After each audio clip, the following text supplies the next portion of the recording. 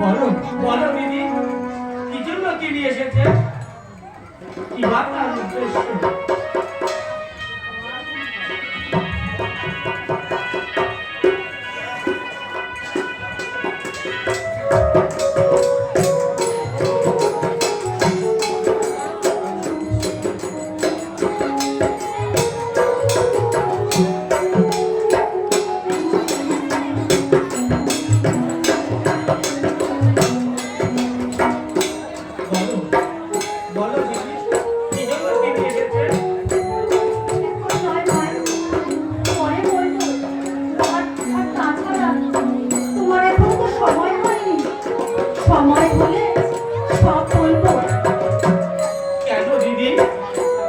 আমি কি এতই অদম যে ওই মহাপুরুষের কথা আমি শুনতেও পারবো না?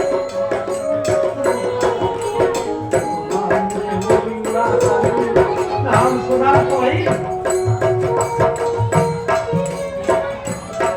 এই যেন আমাকে প্রতিনিয়ত যুবকের মতো আকর্ষণ করছে আর বলছে, আয় বাবা আয়, আমার কাছে আয়।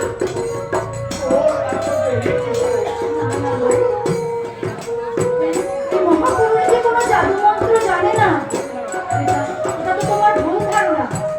শাস্ত্রে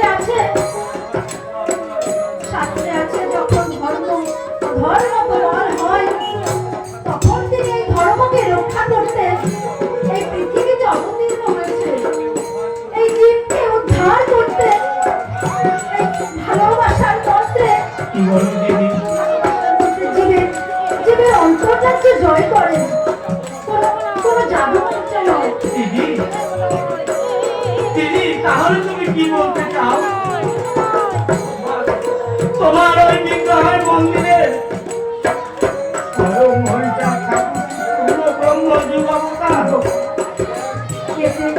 এতে আর সন্দেহ কি ভাই? শাস্ত্রে আছে বলিতে আমি ওই শান্তিরে নমঃশূদ্র করে জন্মগ্রহণ করব, তাই এই শাস্ত্রের বাক্য ঠিক লাগছে। পুরাণ আমাকে দশমন্ত্রের পুত্র রূপে তিনি আবির্ভূত হয়েছেন। শুনেছে দিদি, তার মতে দীক্ষা নিলে মতুয়া পায় সবে। মতুয়া কথার অর্থ কি দিদি? এইবার তো তোমরা আমাকে হাসালে ভাই।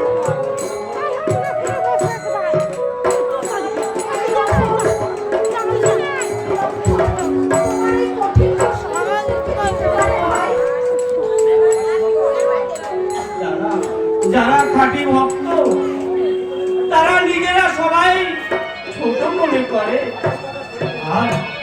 আর আসল কথা তুমি এই উলুবনে মুক্ত ছড়াবে না দিদি। ভাই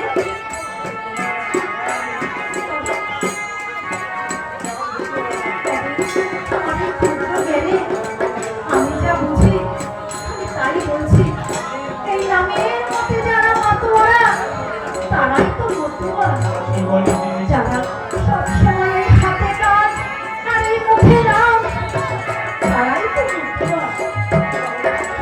আমি মতুয়া হতে পারি তো, শুধু মতুয়া খেলায়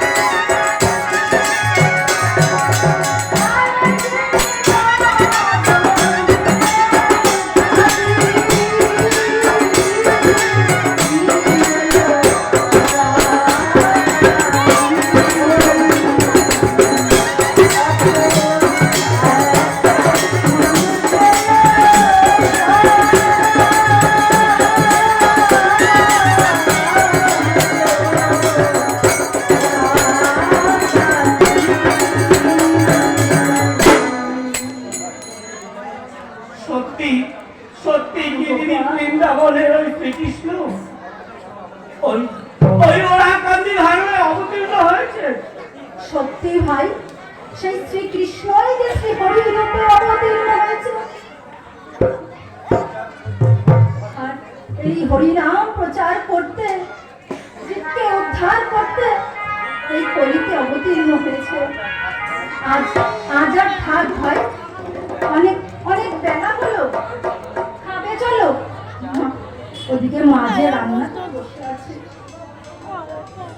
আমি আমি যাই, তুমি এসো ভাই।